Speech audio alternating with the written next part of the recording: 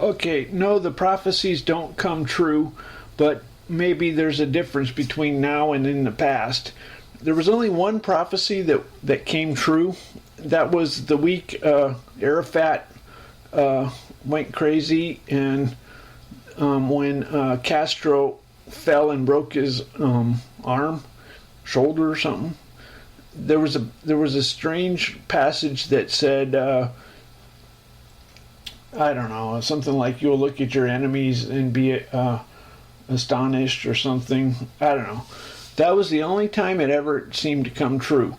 So where it was obviously prophetic. Everything else, I get actually angry when people are. I hate people who want to talk to their dead relatives. I hate them.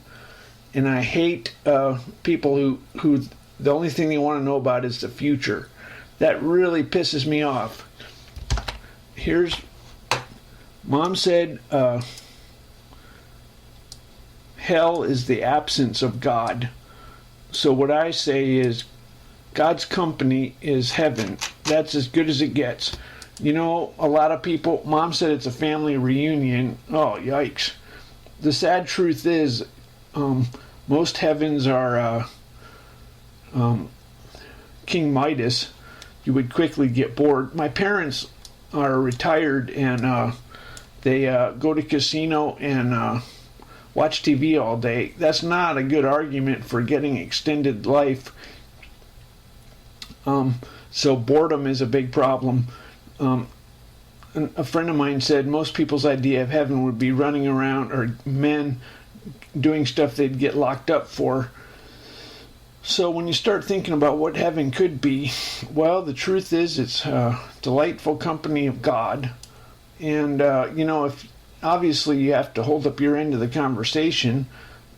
God's not just going to make thrilling stuff. So engaging with God with conversation, that is heaven. That's as good as it gets. You can talk to him about dinosaurs. Actually, that gets old after a couple weeks. But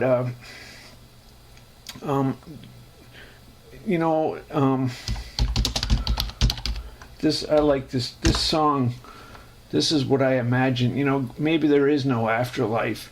And would you still worship God and talk to him?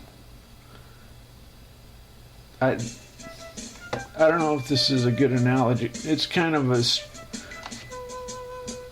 indirect analogy that confuses people.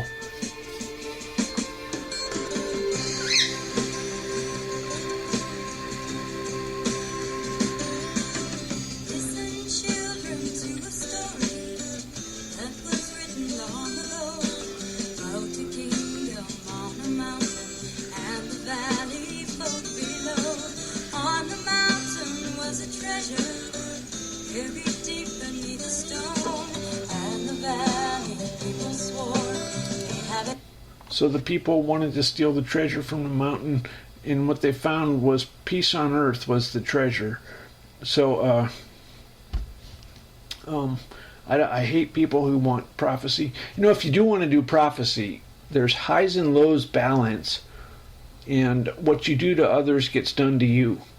So if you want to do prophecy, you can try and think about those things, but that's impossible.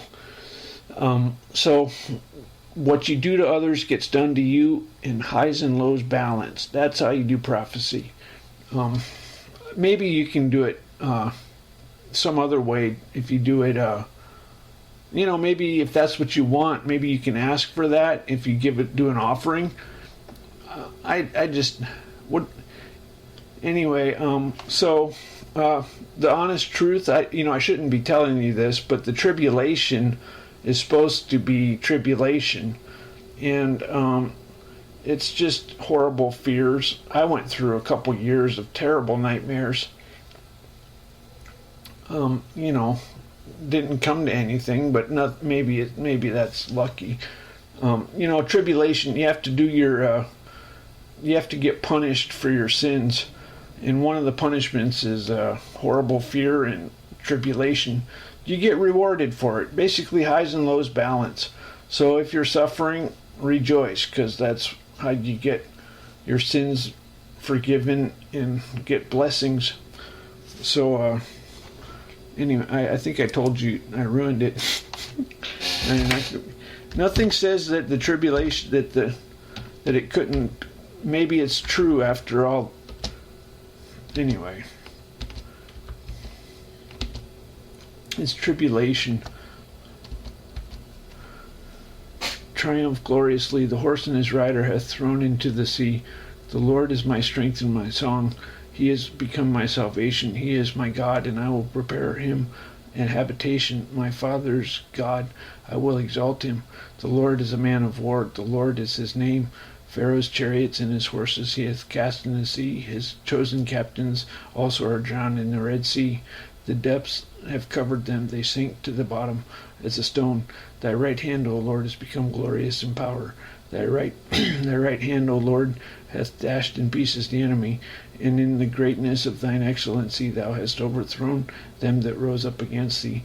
Thou sentest forth thy wrath.